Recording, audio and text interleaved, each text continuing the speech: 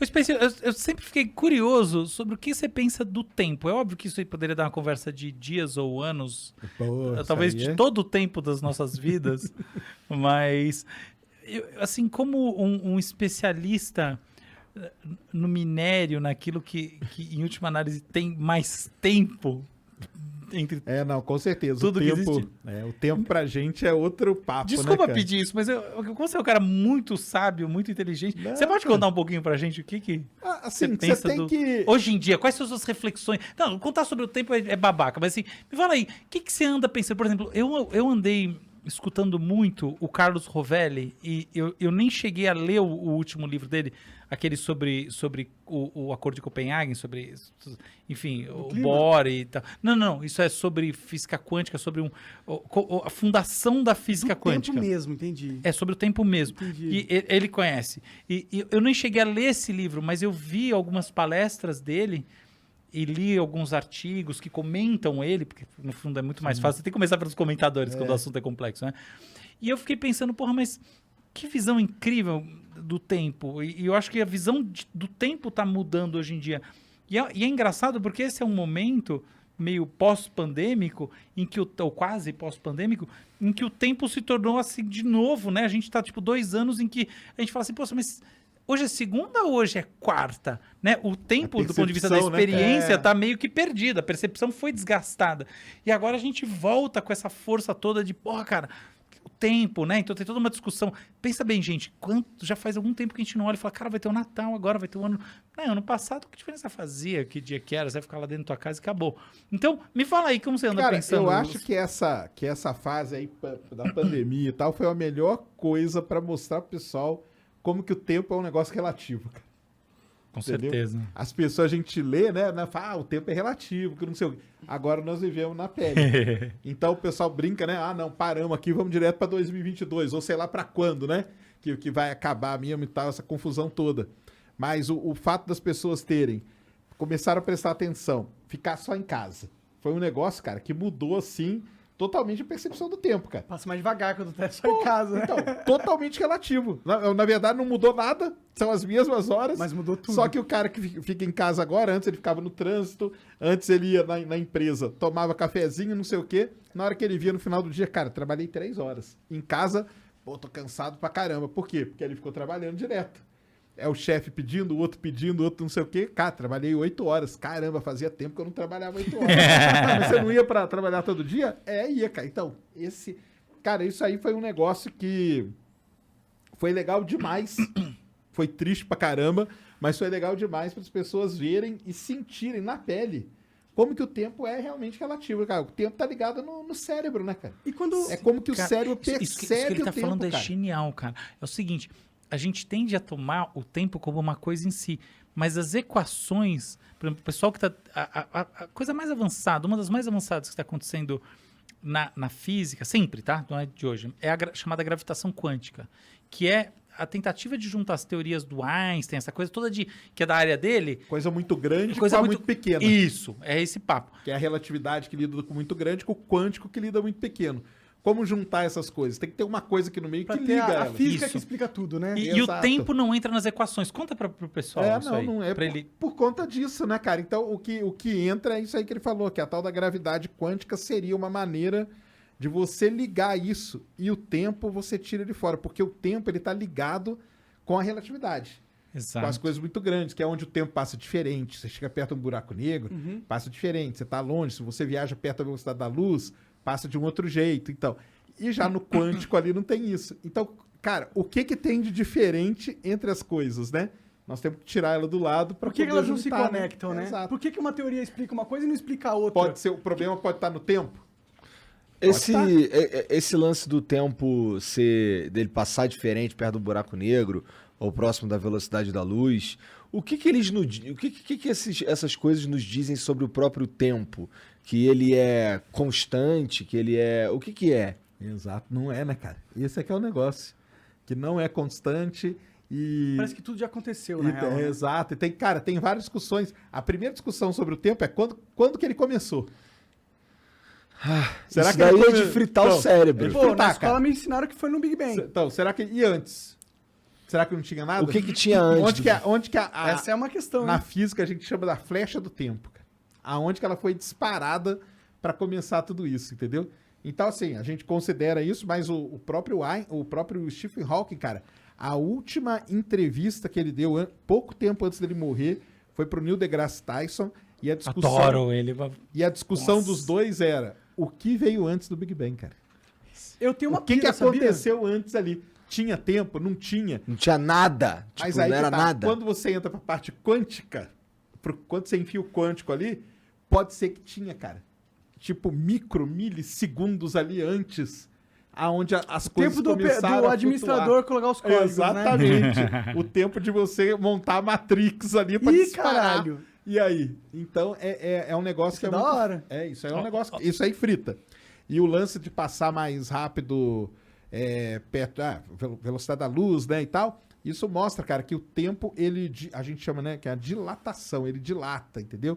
E ele se contrai porque ele tá ligado com a maneira como você tá se movimentando. Basicamente é isso, entendeu? Nossa, E- isso é muito maluco. Não, mas aí que tá. Pega o exemplo que eu falei da pandemia, cara. A gente sentiu na pele isso, cara. Porque você tá lá, imagina o cara, acorda 6 horas da manhã, toma banho e tal, pega o ônibus, não sei o quê. Cara, o dia dele é a mesma coisa. Agora, imagina, o cara que ficou esse mesmo cara teve que ficar em casa. Vamos supor que foi um cara que ficou em casa. Ele acordou, o que eu vou fazer? Cara, não preciso sair correndo pra pegar o ônibus. Beleza, eu não vou ficar 3 horas, 2 horas no trânsito. Então, o que eu vou fazer agora? Vou tomar meu café, entendeu? Deu uma diferença, a pessoa sentiu isso na pele. O que estava acelerado, na verdade? A cabeça dela que está acelerada. Isso tem muito a ver com quebrar a rotina também, não é? Então, assim, Tem quebrou também. a rotina. Então, o contrário também é verdade. Se o cara ficou em casa a vida inteira e, de repente, ele precisa sair de casa para trabalhar todo dia, ele vai ter uma percepção diferente vai do ter tempo. uma percepção também. Vai ter a percepção. Até tem uma coisa maluca que é o seguinte: a criança percebe o tempo, assim, um dia da criança dura muito mais tempo do ponto de vista fenomenológico da experiência do que um dia de adulto. Então ela percebe o tempo de maneira diferente, é como se ele passasse mais devagar para a criança. Porque tudo é novo. Não é só isso, tem a ver com o funcionamento do cérebro mesmo. O que o Sérgio falou é a grande verdade. Assim, a grande tendência hoje em dia é entender que não existe o tempo. O tempo é um feixe de sentidos, tá? Então, por exemplo, a gravidade atrai o tempo, tá? Então, seus pés são mais velhos que a sua cabeça. Porque, em última análise, seus pés estão mais próximos da Terra, que é uma grande massa que vai puxá-la, tá? Então, o seu pé está andando, tá aqui dentro desse invólucro do ponto de vista de atrações maior do que esse invólucro de atrações que está na sua cabeça. A diferença é mínima. Mas é isso. 2 relógios em 2 posições diferentes, um mais alto que o outro, vão medir o tempo de maneira diferente, se esses relógios forem muito precisos. Isso aí etc. a gente mostra com os satélites que estão em volta da Terra. Exato. Você tem que, GPS, você por tem que exemplo. acertar o GPS, exatamente. Ele tem um relógio atômico ali. Caralho, não que sabia ele tem- disso. Aliás, isso aí não é blá, blá, blá. é uma das provas que a relatividade existe. É essa. Exato. É essa. Você tem que ajustar o relógio e acertar. São relógios atômicos, ultra mega precisos, lá na casa do microsegundo, que dá uma pequena diferença. Dá, cara. Mas isso aí, na hora que você vai jogar a bomba na Se a gente for janela do Não faz- vizinho... Mais do que isso, vai na fazer hora do diferença. GPS faz diferença. No dia a dia das pessoas. GPS dá Vai fazer bucha. diferença. Dá bucha, sim, faz diferença total. Mas olha que interessante. Então, o que o Sérgio está falando, ele tem 2 verdades. Tem essa verdade física e tem a outra verdade que é psicológica. O tempo psicológico, ele é relativo e ele muda ao longo da vida. Então, a gente, criança, vê esse tempo passar mais devagar. Pensa um verão na sua infância. Nossa Senhora! E pensa quanto tempo demorou para passar a 8ª série. Meu Deus! Não, a minha infância foi muito Cara, maior durou- do que os últimos 10 anos. Nossa senhora. Não tenha dúvida disso. É maior do que a sua vida inteira, do que todo o resto. É sempre assim. Então tem isso. Mas tem uma outra coisa que é muito interessante de pensar, que ela não está mais só no nível da psicologia, ela está meio nesse encontro da física com a psicologia, com a neurociência. Porque é o seguinte, olha só. Eu olho você. Obviamente, olhar você significa que a luz em você, muito na linha do que o Sérgio estuda, está vindo até mim. Então, existe um passado seu, ok? Porque, na verdade, a luz navegou até aqui. A diferença temporal é ínfima, não importa nada. Se você estivesse numa estrela, faria diferença de anos. Ok. Então, até aqui tem uma diferencinha desprezível. Então, tudo que a gente está vendo do ponto de vista meramente teórico está no passado. Mas não é isso que importa. Olha o seguinte, para eu ver você, eu tenho que processar a sua informação que entra pela minha retina. Ela vai navegar até uma área chamada núcleo geniculado do tálamo. Do tálamo ela vai passar para o córtex occipital, que é uma área de visão. V1, V3, córtex parietal, córtex frontotemporal, vai puxar coisa dali no hipocampo de memória para reconhecimento, um monte de coisa, até eu olhar. E quando a gente vê alguém, a gente não vê uma imagem física como um objeto que a gente não sabe o que é. Existem algumas agnosias, que são doenças, déficits neurológicos, que fazem a gente ver assim. Você vê uma pessoa e você fala, que raios que é isso? Mas vão ser casos de muita lesão cerebral pra você ver assim. E em você geral, não saber o que é que você tá vendo? Não, você sabe até que é alguma... Você não sabe...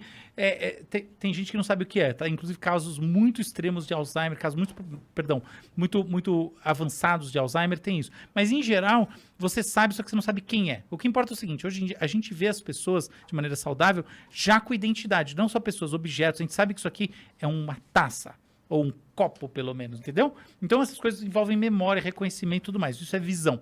Isso tudo toma alguns milissegundos.